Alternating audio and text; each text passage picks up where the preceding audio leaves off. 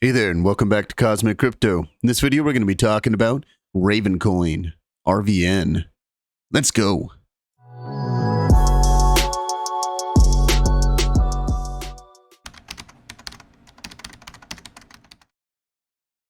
Okay, welcome back to the channel. If you're not subscribed to the channel, if you can go down below, hit that subscribe button. And while you're down there, if you can tap the like button, I'd really appreciate it. All right, before I get started, just wanted to let you all know about an event that's coming up on April 16th and 17th in Salt Lake City, Utah. It's called Blockchain for Business 2023, and it's sponsored by Just NFTs. And yeah, everybody's welcome. And right now they're looking for speakers if you're interested in speaking there. And you can find all the links to the event down below in the description. Check it out if you're in the area. Should be fun. All right, Ravencoin on the daily time frame. So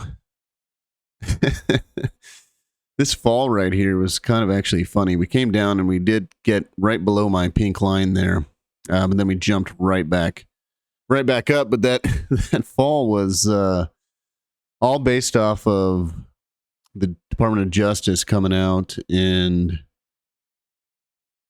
saying like, oh, you know, we're cracking down on crypto. And then everybody got scared and the prices fell rapidly. And then when they found out that it was the Department of Justice just took out Bitsalato.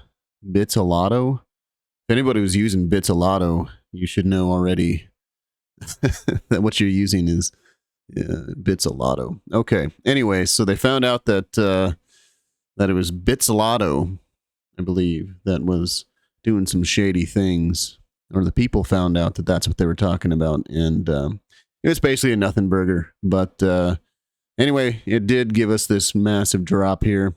We came down, we came below my pink line, but then we shot right back up.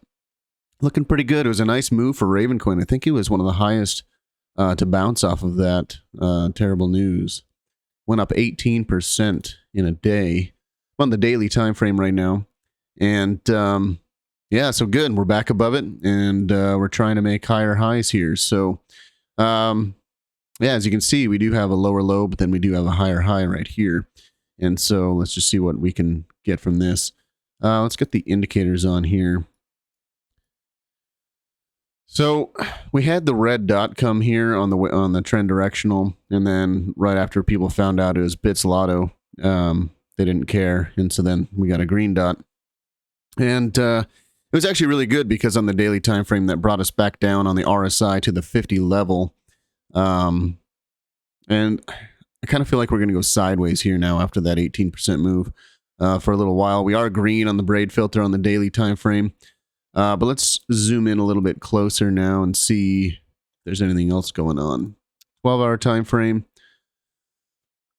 So according to our Elliott wave, we did complete a ABC correction, which brought us down to my blue line, which if you zoom out to the weekly time frame, the blue line is our support level for this massive triangle that we're in.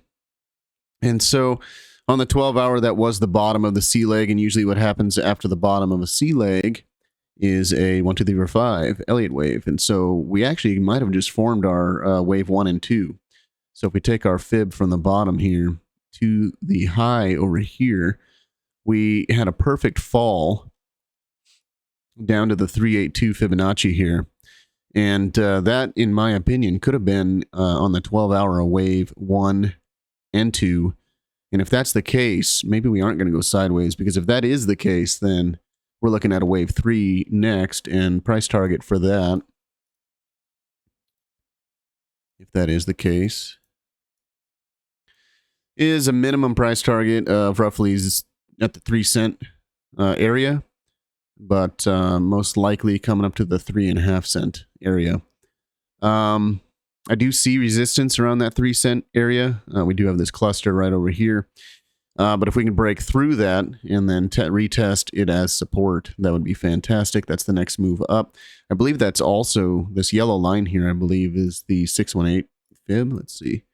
Yeah, it's a 618 fib. So that would be great if we can blast up above that, retest it as support, and then continue on our merry way to the upside.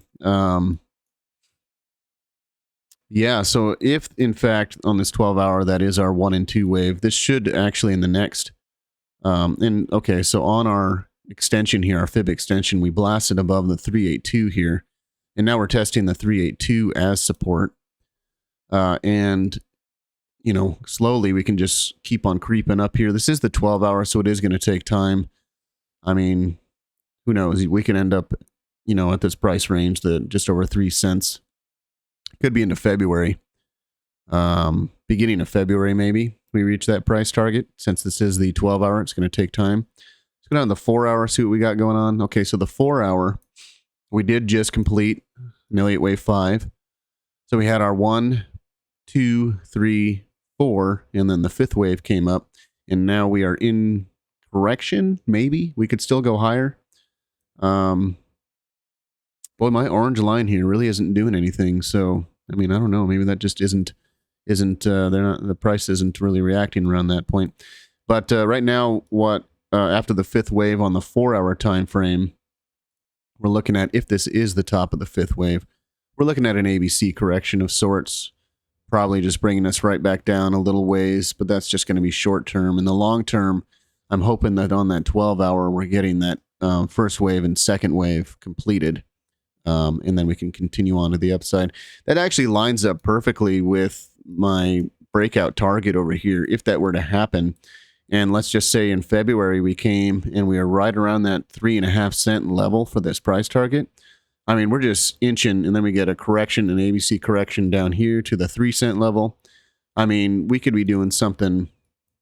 Let's just draw it out here. Here's a 1, 2, and then the 3 brings us up there, 4, and then a 5 could bring us, you know, roughly right around there, around the 4.5 cent level.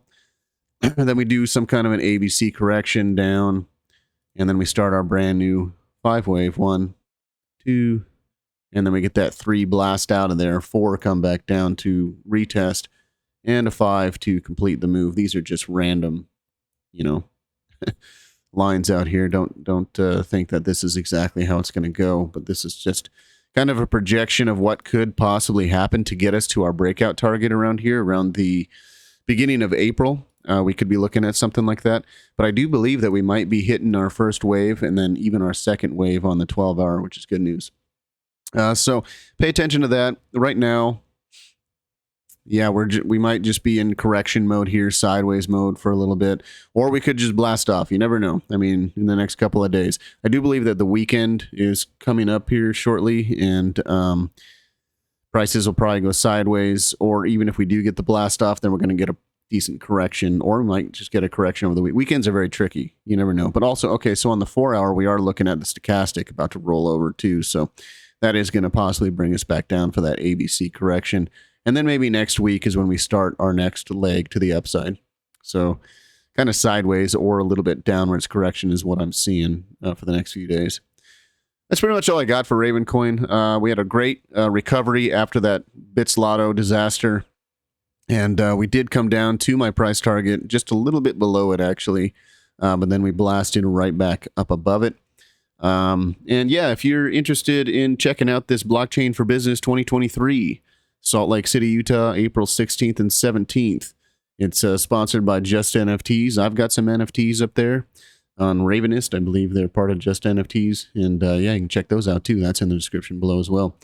Yeah, that's it. If you like this video, please subscribe to the channel, hit that like button, share it with your friends, and I'll talk to you later.